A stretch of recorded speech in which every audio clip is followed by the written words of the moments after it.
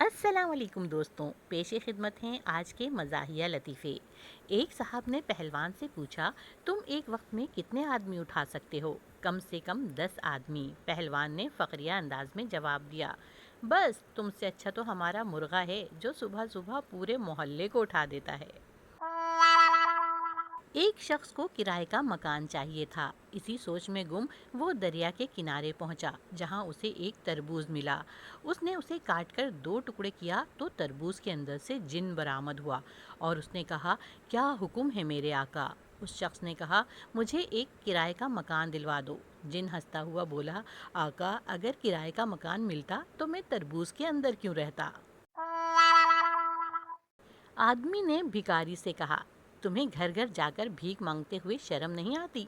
भिखारी ने जवाब दिया, क्या करूं, मेरे घर आकर कोई भीख देता ही नहीं। मालिक ने नौकर से कहा, जाओ बाजार से सब्जी और फल ले आओ और देखो देर न लगाना, बिजली की तरह जाना और बिजली की तरह आना। नौकर ने मासूमियत से जवाब दिया, लेकिन जनाब, बिजली तो जाकर कई कई घंटे वापस ही नहीं आती।